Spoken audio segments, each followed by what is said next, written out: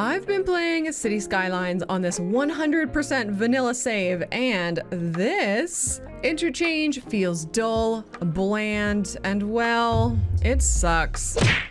Let's spice it up together and smooth out the traffic while we're at it. This is a tutorial for how to build this interchange.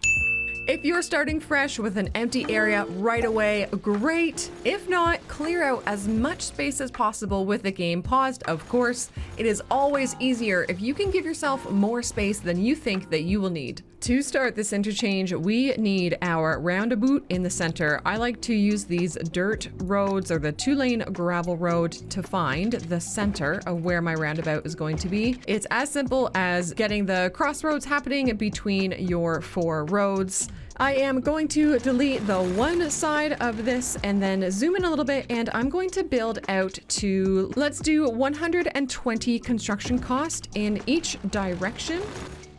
This should let us have a good mix between keeping the interchange fairly small, but also giving us enough room on the roundabout to make the connections that we need to make.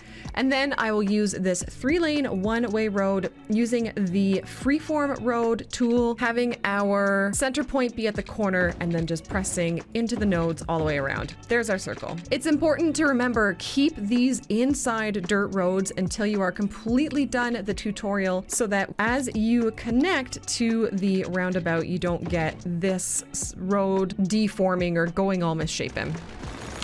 Now to draw the underground roads going each way. For both directions, you are wanting to use one of the smallest roads, the 2-lane roads, whichever 2-lane roads work for you.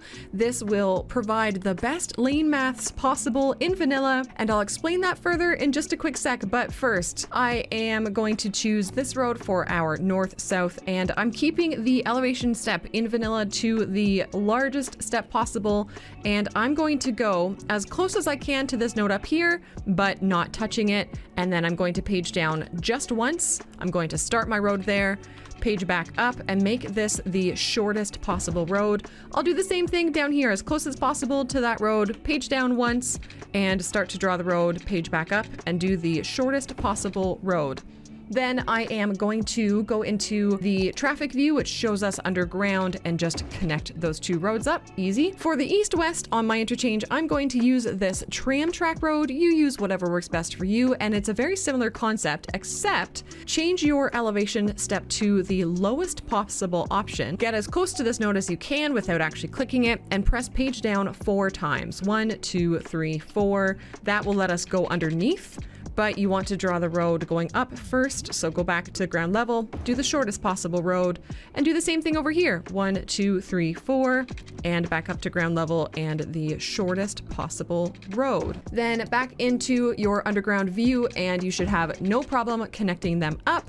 And when we look at it like this, they go one over top of the other, and that is pretty well the whole concept. You can now connect up these 2-lane roads to the roads that they are to attach to. If the lane maths are going to be perfect, these next roads should be 6 lanes, so 3 in each direction. So I'm going to do that for my north-south because it works. However, with my east-west, I don't have that option because I'm using the tram, but you'll see that it doesn't cause problems as we move forward. For these next roads, I'm going to go back to using the 2-lane gravel road as my marker, and I am going to turn off all snapping except for road length. This is my preferred way of doing it. With the size I've built my roundabout, I don't have a node in the middle. You may, but if not, you can do what I'm doing, and I'm eyeballing. I'm actually just eyeballing the middle between these 2 nodes here, and then I'm going to go 100 cost in each direction. And I am going to make this road look as straight as I can and get as good of an angle here as I can. Now I'll show you what it looks like when you turn on the angle snapping. Sometimes it can be very helpful, but sometimes it cannot be. You'll find what works best for you. In this case, it's done really well. So I am going back around the entire roundabout, each 4 sides, and I'm doing the 100 cost. Here is an example of the angle snapping being really finicky with me, so I'm going to turn it back off, and I can eyeball that 90 degree well enough, and our final one.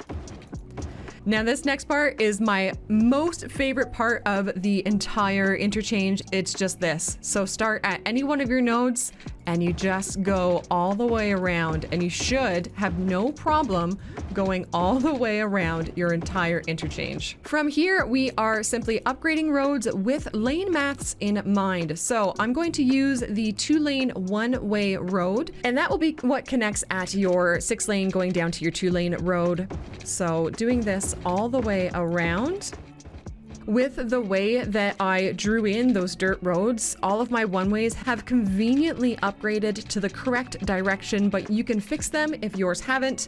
And then the only 1-lane road that we have in vanilla is this highway ramp, and that is what all of these are going to be. For me, some of these need adjustments with the directions that they're going.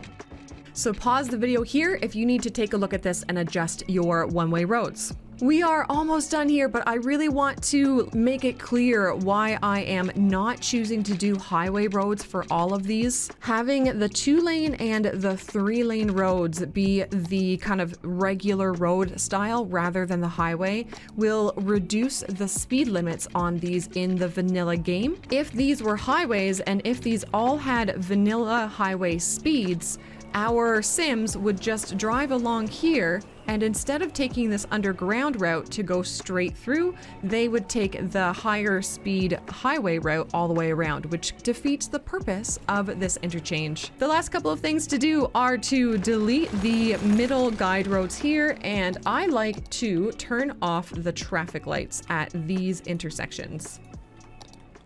I am going to call on editor Toadie to draw in some arrows that show where our Sims are going to be driving. If they want to go from this east road and they want to go straight, they will drive underground and go this way. If they want to go from this east road and go north, they will drive around this way. And if they want to go from this east road and drive south, they will go through the roundabout and go south. Congratulations, press go on the interchange and you have built a 3-level roundabout interchange duber of doom and destruction.